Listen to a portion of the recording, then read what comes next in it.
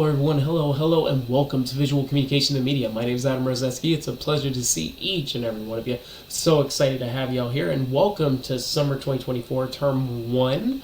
Welcome. And I know a lot of people probably thinking right off the bat is like, so visual communication, I just kind of seems simple, right? I see signs and images and I communicate with them all the time. It shouldn't be a problem, but in reality, it's kind of interesting in a lot of ways that this class can actually really be utilized in any different type of industry. So a lot of times people are probably thinking like, we don't communicate visually in my industry. Well, that may not be the case, where you can actually communicate visually in many different ways. And this is not just from talking about like using symbols or hand signals, but we're talking about different alarm codes, messages, also even talking similar alphabet, letters, numbers. These all have specific meanings based upon the visuals and how they're designed, so it's easy to read. And it can go anywhere, especially like if you're in the nursing degrees.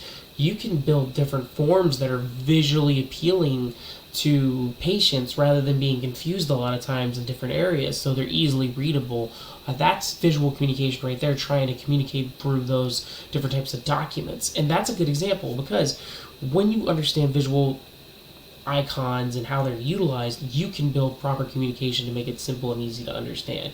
That's what's pretty interesting, and that's what we're going to be talking about a lot in this course. There's going to be a lot of good discussions, really getting into it, and I hope I can really interest you. So again, my name is Adam Rozeski. It's a pleasure to meet each and every one of you. You don't have to worry about the last name. It's a little bit hard to pronounce, but you can just call me Adam, and that's fine.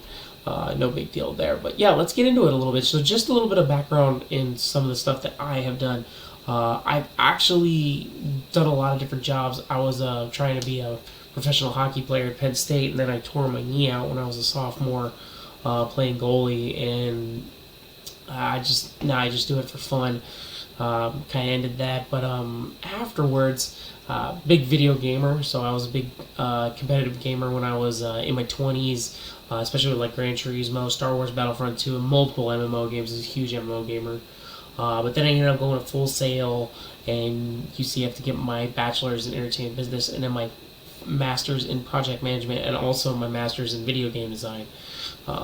Really got to double there, and worked in game industry for about 12 years. I worked for a bunch of different games companies like GP Games, Activision, EA, Wason, Burnout Game Ventures, so many companies and different types of games that we have done, from role-playing games to sports, to puzzle games, even mobile games as well. I've bounced around, know a lot of different methods and projects, and worked on over 40 games in my career.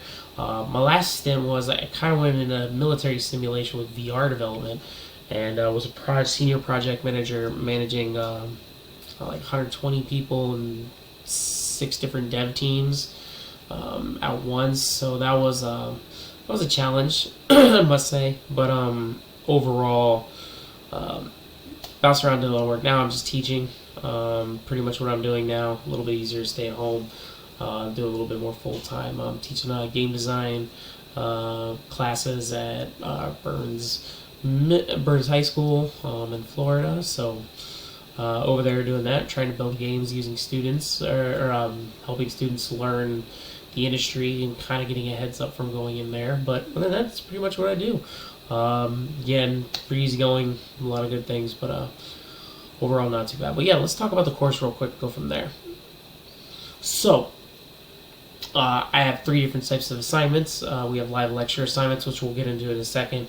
We'll also have discussions, as always, and written assignments. Types of assignments and when they're due.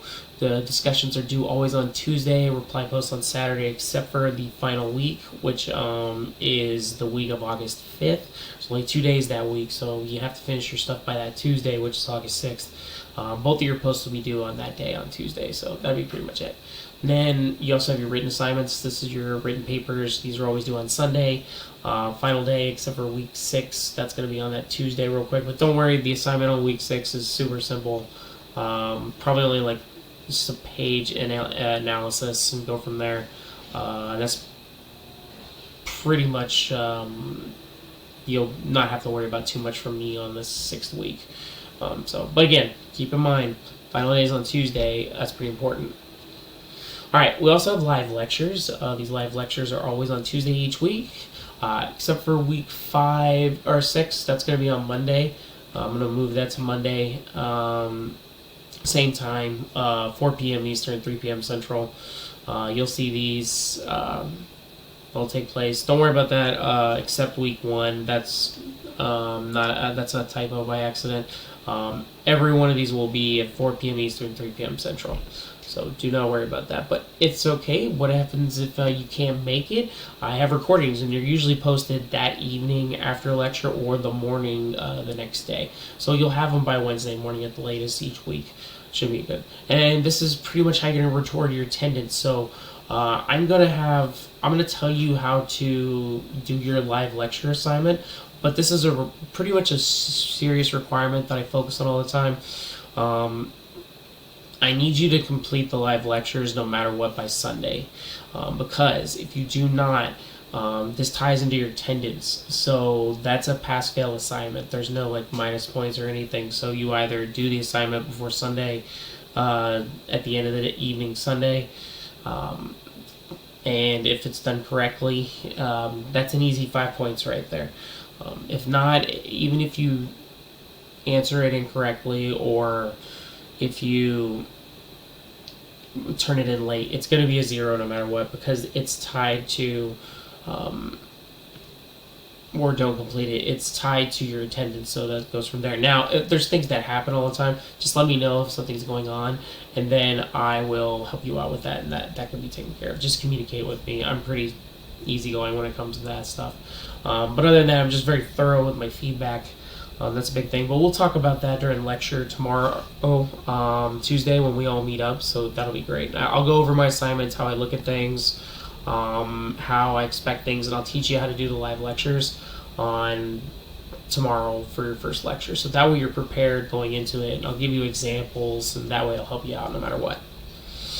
And just some expectations. So any late assignments, except for the live lecture, which is pass or fail no matter what, this 5% of your grade.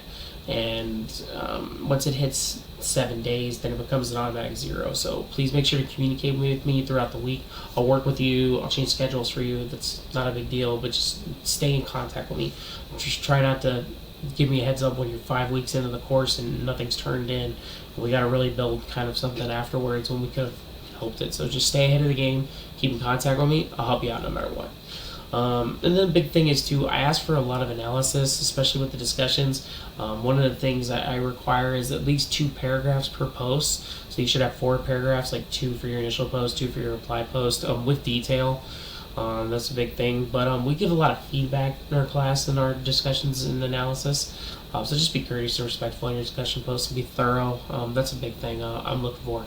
And otherwise, just discover and have fun. We're going to have a lot of discussions and different types of really analysis. A lot of times we'll be looking at images and kind of analyzing them and how they're built and what are some things, and even go further into like even ethical decisions and emotional, really hitting the emotional strings on a lot of different people, and just by using visuals and how they're built specifically and the different items that make it people respond a specific way. We'll talk a lot about that, and that's going to be a lot of fun when we get into those discussions. But if you have any questions about where to start or where to take a look at, everything should be listed right here. Also, I have posted a few announcements for you. There's just opening announcements, and then I also post the rubrics for your assignments right off the bat on your announcements always, and then your teams. This will direct you to your team's site and everything, and all the classes are located there, the schedules, and then for the live lectures, and then you'll always see recording slides, lecture schedules, any material that you need for the week. This will be all located here in this folder, and then an office hours channel as well. That'll happen, and we'll talk about that on lecture Tuesday. Should be good. But other than that, that's pretty much it. And if you need to get into like a lecture, the link's right here. And then the copy paste right here. And then if you can't make it, don't worry, I'll have the recording posted. That'll be cool. But other than that, just go ahead and read the first announcement.